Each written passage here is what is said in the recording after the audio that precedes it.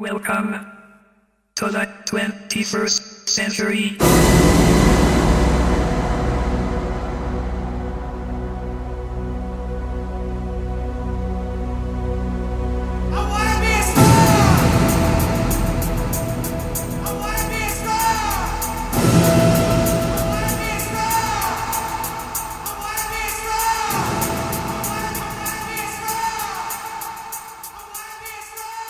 Hello and welcome to this Electronic Cafe Celebrates episode. As you know by now, these are episodes where we look at albums that are 40 years old, and today we are looking at the rather controversial Flaunt It by Sigue Sputnik, released on the 28th of July in 1986. Again, 40 years old.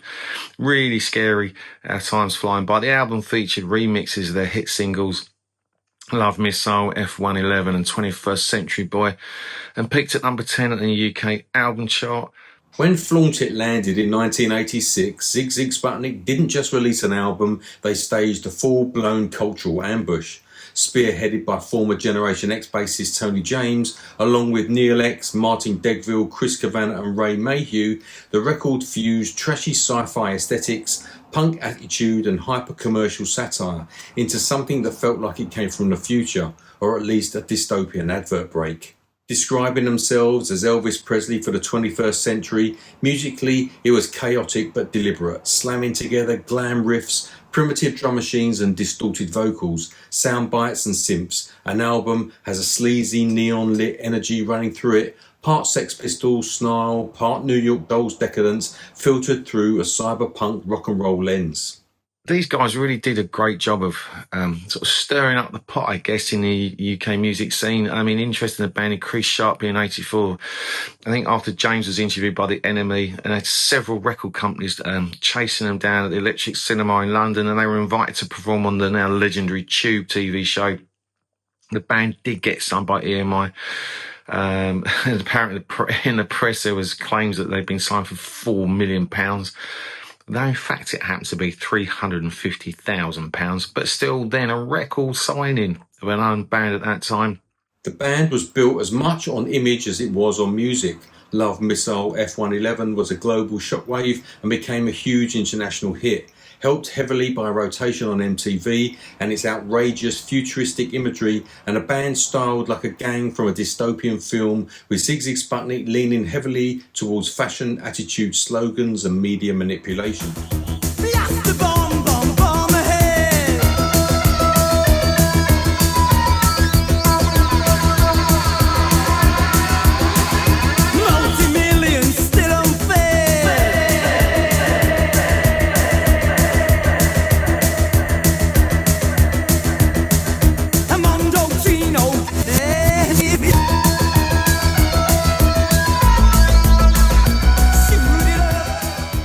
James wanted the band to be produced by Bowie or Prince, with the latter rejecting the offer because the band's material was seen to him as being too violent. Also shortlisted with John Carpenter and George Moroder because of their soundtrack work, and ultimately Mr. Moroder was chosen.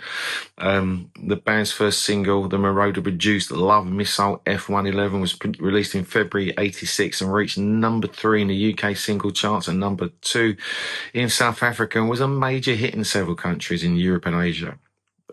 What really helped it was the fact that it was also included in the legendary film Ferris Bueller's Day Off. As Andy said, it was produced by the legendary producer Giorgio Moroder, who brought a slick electronic edge to the chaos, and the album features narration from Orson Welles, also adding Hollywood royalty to the surreal blockbuster feel.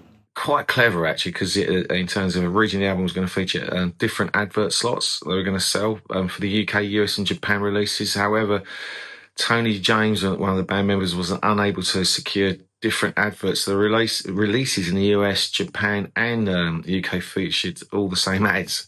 And James said, we could earn 150 grand before we sell a single copy, and claimed that ultimately profits could be used to reduce the price of the records. The first 20,000 copies of Flaunt It were released in a special edition box based on Japanese toy robot packaging and came with a 12-page booklet. Like to see how much they're worth now on Discogs. The album, as you can imagine, typical UK press, was slated by magazines like the Record Mirror. I think Roger Morton wrote that it was a mistake to put out the album at all, and that somebody should have told George Moroder what a wild, writhing sex flash this was supposed to be, because most of it sounds pretty tame. Smash Hits, Tom Hibbert wrote that apart from one attempt at Atmospheric's Atari Baby, the whole thing proceeds at an identical pace and similar jerky level, and once you've got the joke, it's really quite enjoyable.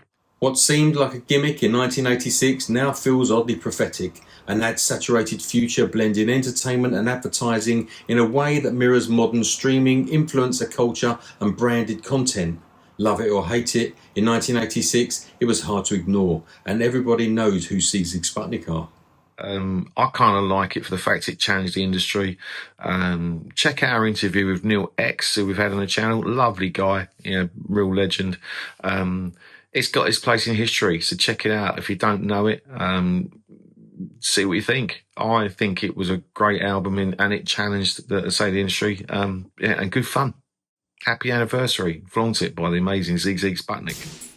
Stimulation, baby. Inspiration, baby. Hong Kong, get back, get back.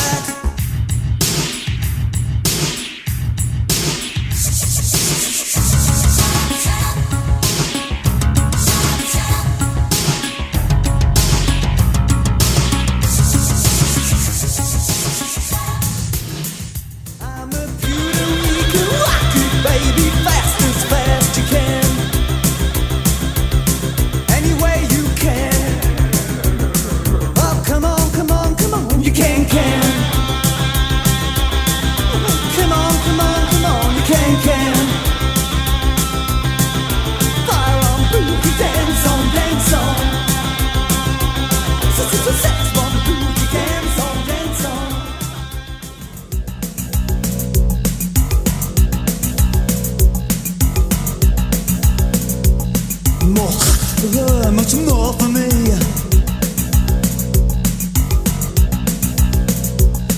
My adolescent fantasy.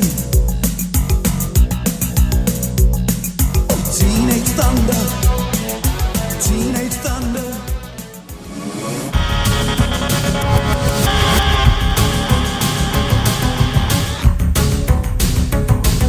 I feed you long, say USA.